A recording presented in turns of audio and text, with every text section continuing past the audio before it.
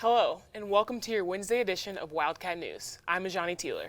And I'm Asher Diamond. We start tonight with severe and unusual weather around the country. Severe weather has hit much of the United States over the weekend. Oklahoma and Indiana saw tornado warnings overnight. The National Weather Service confirmed at least one tornado touched down in Oklahoma. 12 people have been hospitalized with non-life-threatening injuries due to the storms. The storms left hundreds of thousands of people without power from California all the way to Michigan. On the West Coast, the mountain areas of California have been pummeled by snow. A group of 600 middle schoolers were stranded in the San Bernardino Mountains over the weekend when snow blocked the roads. They are now back home. Those mountains could receive another 3 feet of snow by today. Further north, parts of the Sierra Nevada range remained under blizzard warnings after storms dumped 3 times the usual yearly amount of snow in just a few days. Travelers around the state are facing whiteout conditions and road closures. Closer to home, allergy season has already found its way to Kentucky due to recent warmer temperatures. According to the Asthma and Allergy Foundation of America, most pollen that causes symptoms comes from trees, grasses, and weeds. Winds carry them around into eyes, noses, and mouths. There are over 50 million people in the U.S. who have allergies to pollen. Those warm temperatures continued today here in the Lexington area with an expected record high of 76 degrees. Keep an eye out for wind gusts and the potential for storms this evening. It is expected to cool off a bit over the upcoming days. Thursday drops us to 62 degrees with clouds in the forecast, turning to rain on Friday. This weekend looks pleasant if slightly cooler with partly to mostly sunny weather and highs in the 50s. While March is coming in like a lion in other parts of the country, it's coming in like a lamb here. The 15th Annual International Crisis Simulation took place on campus last weekend. Students from the Patterson School of Diplomacy joined students from the School of Journalism and Media, known as JAM, to report on a simulated war game scenario over a period of 36 hours. Students play various roles in the exercise, including diplomats, NGOs, and nation-states. JAM students acted as the International Press Corps under the guidance of Professor Kaki Urich.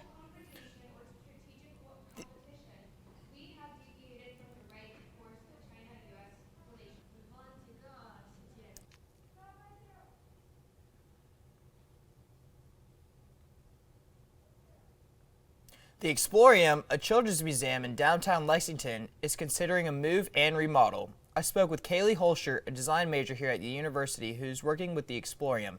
She tells us more about what's been going on.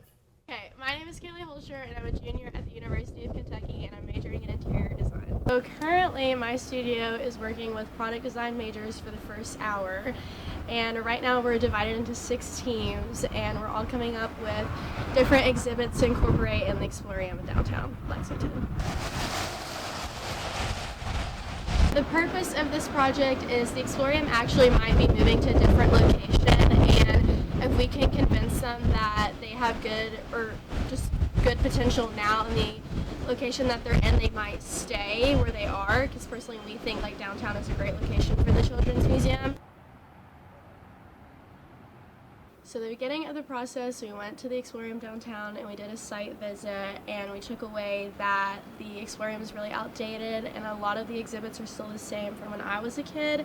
So we took that, we did a research phase, and we researched other museums all around the United States, and we actually presented those to our client of the Explorium, and then we also presented some exhibits that we want to incorporate into them, as well as like our floor plan and our storyboards. And then after research, we actually just did a field trip to the Kentucky Science Center in Louisville, and then now we're in our prototyping phase where we're actually hand making some exhibits we want to incorporate. The Explorium is currently still open in downtown Lexington. It's closed on Mondays, but is open through Saturday from 10 to 5 and on Sunday from 1 to 5. We will keep you updated on any changes that are soon to take place. Hundreds of sneaker fans gathered in Lexington Sunday for Sneaker Beast, an event the organizers call the largest sneaker and vintage clothing expo in Kentucky. Kentucky's largest sneaker expo was back in Lexington Sunday for the 3rd time. More than 100 vendors from across the Midwest packed the Clarion Hotel and Convention Center, offering thousands of pairs of new and used sneakers.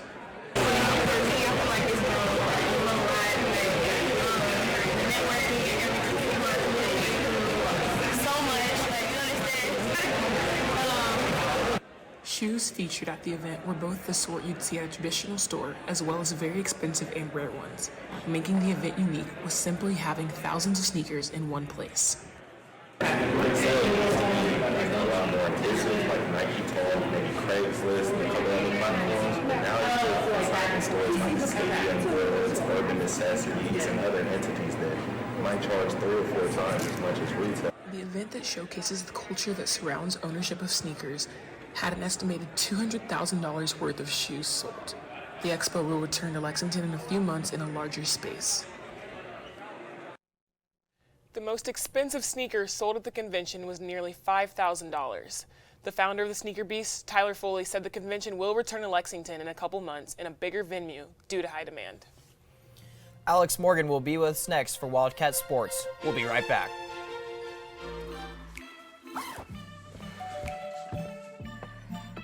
Yo, camping buddy. Okay, you guys ready? Dude, I thought you were driving. I thought you were driving. Oh, I never said I was driving. I definitely can't drive.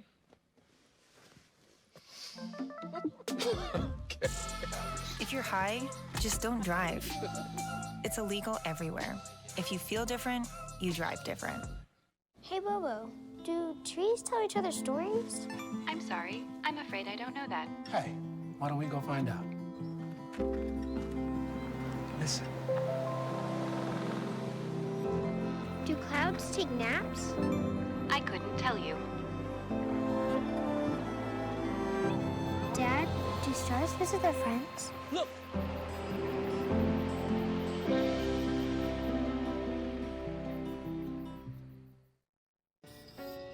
I'm a first-generation Filipino American. You don't always feel you're a part of the country you live in. It's this weird middle space sometimes that you have to live inside of. But when you meet others that are also living in that space, you'll learn to know that it's its own unique space too.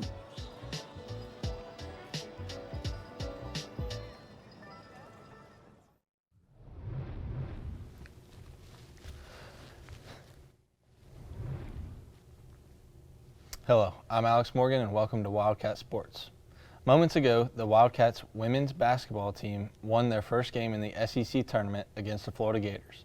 The final score was 72-57. The game was not without controversy. 8 players total were ejected from the game after a scuffle broke out on the court between the teams. 4 players from each team did not return after a 20-minute delay. Up next, Wildcats will play Alabama tomorrow. Go Big Blue. Also, in Wildcat Sports, something new is coming to Kentucky athletics: alcohol, but not for every sport just yet.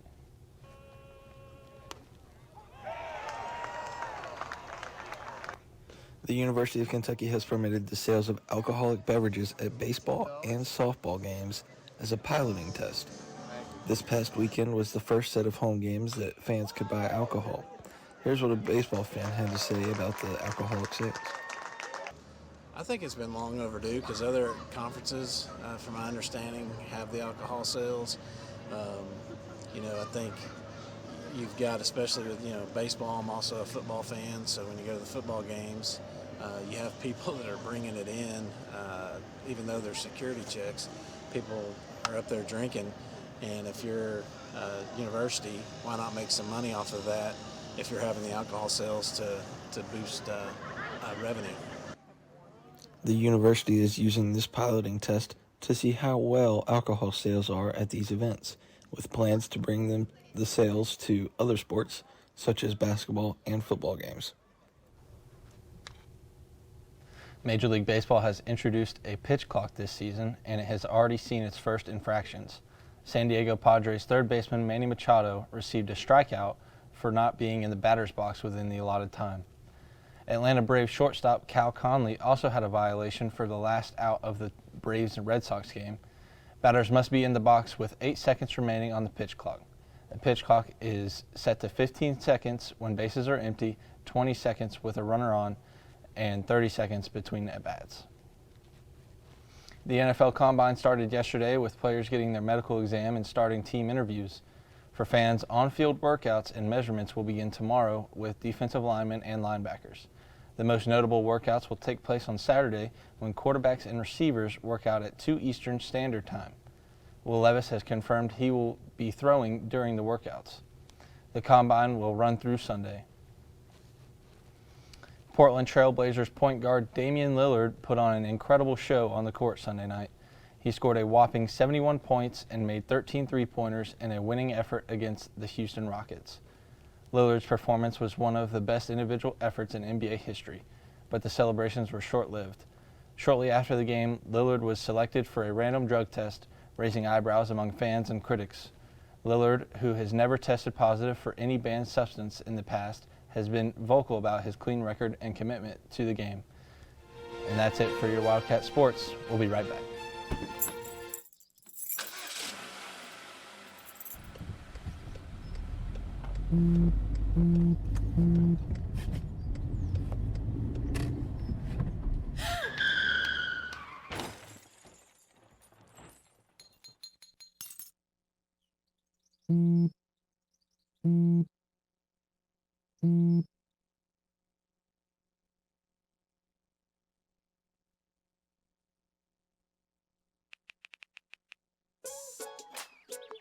Worried about your friend but don't know how to reach out?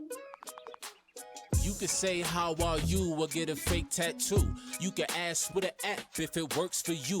You could chat with them in VR. It's so good. If you think you should check in, yeah, you should. Whatever gets you talking. Reach out to a friend about their mental health.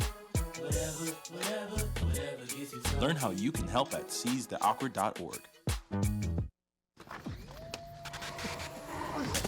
Multiple studies have shown that marijuana can slow both driver reaction and response time, which can be really dangerous. He's here. He's here. Wait. What? I can't drive. Why? My. Oh.